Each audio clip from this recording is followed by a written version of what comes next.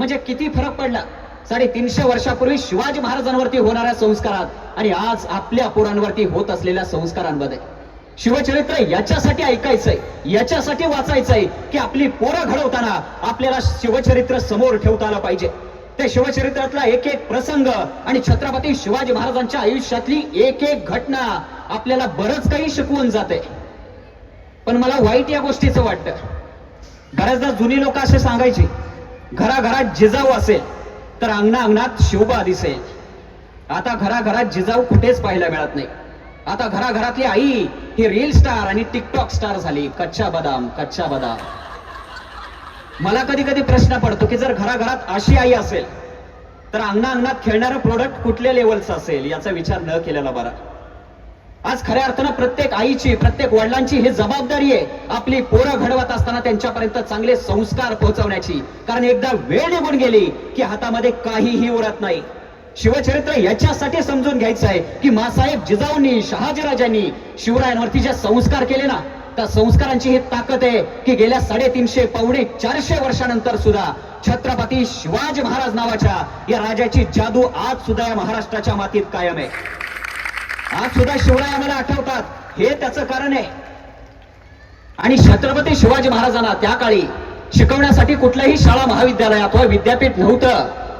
राष्ट्रभक्तीचं चालतं बोलतं विद्यापीठ मासाहेब जिजाऊ शिवरायांच्या सोबत होत्या. ही खऱ्या अर्थानं आनंदाची आणि अभिमानाची गोष्ट होती. आज आपली पोरं शाळा महाविद्यालयात जातात, विद्यापीठांमधून शिक्षण घेतात, तरी आपल्या पोरांच्या विचारांची उंची मात्र वाढत नाही. काय कारण याचं कारण एकच आहे. आपल्या पोरांच्या हातामध्ये आपण मोबाईल दिला, आपल्या पोरांच्या हातामध्ये आपण टीव्हीचा रिमोट दिला, पण आपल्या पोरांच्या हातामध्ये आपण शिवचरित्र मात्र द्यायला विसरलो.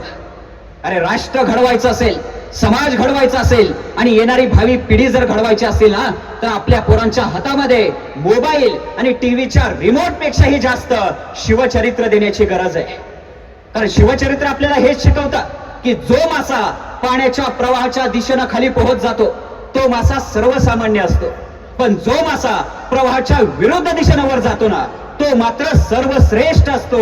350 वर्षापूर्वी शिवाजी महाराजांनी नेमकं हेच केलं होतं. तत्कालीन जाती व्यवस्था, समाज व्यवस्था आणि परकीय सत्तांच्या प्रवाहाविरुद्ध जाऊन या महाराष्ट्रातील सामाजिक, आर्थिक आणि राजकीय परिस्थिती बदलण्याचा महाराजांनी प्रयत्न केला होता. इतकंच काय तर औरंगजेब सारखा जहरी सर्प सुद्धा राजांनी ठेचला होता स्वतःच्या कार्यकर्तृत्वाच्या जोरावरती. त्या काळी शिवरायांनी दाखवून दिलंय कोणत्याही संकटाशिवाय मिळणारं यश हा फक्त विजय ठरतो, पण अनेक संकटांचा सामना करून मिळवलेला विजय हा मात्र इतिहास घडवतो.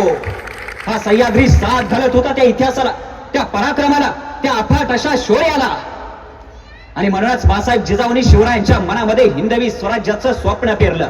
जातीभेद, धर्मभेदाच्या पलीकडचं माणसं जोडण्याचं तंत्र शिवरायांना शिकवलं. शिवाजी महाराजांनी माणसं गोळा केली, माणसांचं दिसणं नाही बघितलं, असणं जाणून घेतलं त्यांचं. का लढतो, कसा लढतो, किती स्वाभिमान आहे या मातीचा, या निकषावरती शिवाजी महाराजांनी सगळ्या जाती धर्माची माणसं गोळा केली. रायरेश्वराच्या मंदिरात आपल्या सगळ्या सवंगड्यांना सोबत घेऊन हिंदवी स्वराज्याची शपथ घेतली आणि एखाद्या उजाड माळरानावरती वाऱ्याच्या गतीनं वणवा पेटावा तशी इथली माणसं स्वराज्यासाठी पेटून उठली.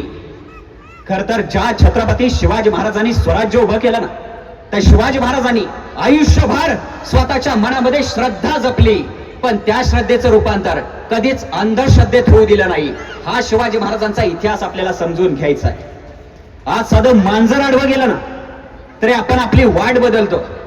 350 वर्षापूर्वी शिवरायांना आदिलशहा, निजामशहा, कुतुबशहा, औरंगजेब अशी कितीतरी मांजरं आडवी गेली, पण शिवाजी महाराजांनी आपली वाट कधीच बदलली नाही. तर या सगळ्यांची वाट लावून मगच राजे शांत झाले. हा खऱ्या अर्थानं शिवरायांचा गौरवशाली इतिहास आहे.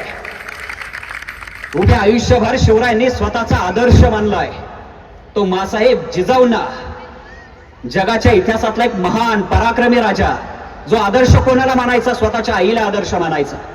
हल्ली आपली पोरं काय करतात, स्वतःच्या आईपेक्षाही गल्लीतल्या भाईला आदर्श मानणारी पोरं आज महाराष्ट्राच्या घराघरात जन्माला येत आहेत. ही आमची सगळ्यात मोठी शोकांतिका आहे. अरे गल्लीतल्या भाईला नाही स्वतःच्या आईला आदर्श मानणारी पोरं जर घडवायची असतील ना, तर आपल्या पोरांपर्यंत छत्रपती शिवाजी महाराज यांचं शिवचरित्र पोहोचणं फार गरजेचं आहे. कारण छत्रपती शिवाजी महाराजांच्या शिवचरित्राशिवाय या महाराष्ट्राच्या मातीला आजही पर्याय नाही. ही वस्तुस्थिती आम्हाला कुठेतरी लक्षात घ्यावी लागेल. ज्या वेळेला शिवरायांनी स्वराज्याची शपथ घेतली, बघता बघता गडकिल्ले घ्यायला सुरुवात केली, संबंध महाराष्ट्रभर स्वतःचं साम्राज्य निर्माण केलं. पण त्याच वेळेला विजापूरच्या आदिलशाही दरबारात मात्र मोठा कल्लोळ उठला आणि शिवाजी राजाला जिंदा मुर्दा पेश करतो असा विडा उचलून अफजल खान महाराष्ट्रात चाल करून आला. खर तर जो दुसऱ्यांना खायला टपलेला असतो, पण ज्याला कोणीच खात नाही, तो खान महाराष्ट्रात आला होता. या सह्याद्रीच्या गुहेत शिवाजीराजे नावाच्या सह्याद्रीच्या सिंहाची आयाळ पकडायला.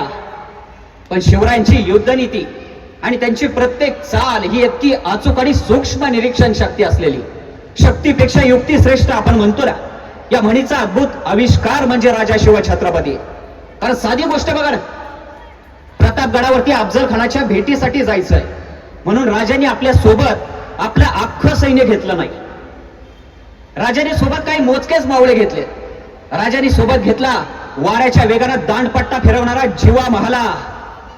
आता आपल्याला प्रश्न पडतो, जिवा महाराज का सोबत घेतला असेल बरं? कारण राजाने आधीच माहिती काढली अफजल खानाच्या सोबत कदाचित समोर सय्यद बंडा असेल, तसाच दांडपट्टा फिरवणारा, म्हणून सोबत घेतला जिवा महाला.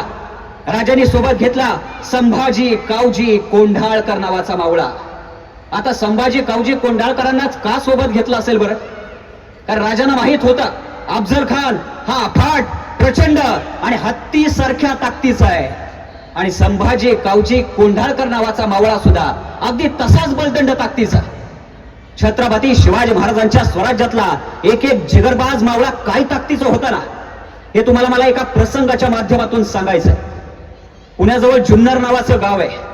त्या जुन्नरच्या एका मोहिमेमध्ये तानाजी मालुसरे आणि संभाजी कावजी कोंढाळकर होते पागामधली घोडी बाहेर काढायला. पागा म्हणजे तबेला. त्या पागातले सगळे मोगली धरकरी मराठ्यांनी कापून काढले. तानाजी तेजीनं वळला, सगळ्या घोड्यांचे बंद कापले.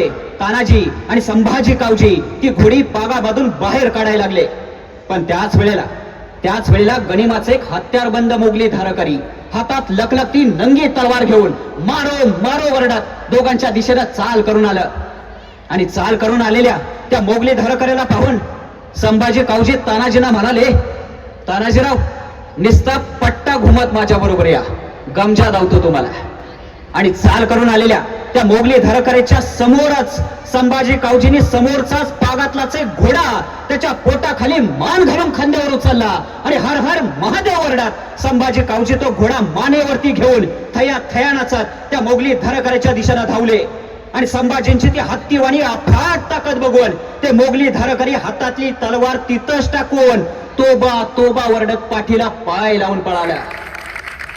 तो संभाजी कावजी कोंढाळकर नावाचा जिगरबाज मावळा राजांनी प्रतापगडाच्या मोहिमेत सोबत घेतलाय. कारण राजांना माहित आहे अफजल खान अफाट, प्रचंड आणि हत्ती सारख्या ताकदीचा आहे. आणि संभाजी कावजी कोंढाळकर नावाचा मावळा सुद्धा अगदी तसाच बलदंड ताकदीचा. याच प्रतापगडावरती मोठ्या शितापीनं राजांनी खानाचा कोथळा बाहेर काढला. संभाजी कावजींनी एका फटक्यात खानाचं शिर धडा वेगळा केलं आणि भूकंपात झाल्यावर जमीन हादरावी तसा उगा यवनी सैन्य आणि खुद्द विजापूरचा आदिलशाह सुद्धा हादरला. या अल्लाह, ये कैसा इंसान बनाया तूने. इस शिवाजी को तो हम दक्कन का चूहा समझते थे, लेकिन ये तो शेर निकला, शेर. खुद्द विजापूरच्या अली आदिलशहाच्या तोंडचे हे शब्द आहेत. सह्याद्रीच्या नरसिंहाचा पराक्रम महाराष्ट्राच्या नव्हे, देशाच्या नव्हे, जगाच्या कानाकोपऱ्यात पोहोचला होता. म्हणून आज इतक्या वर्षानंतर शिवाजी महाराज आम्हाला आठवतात.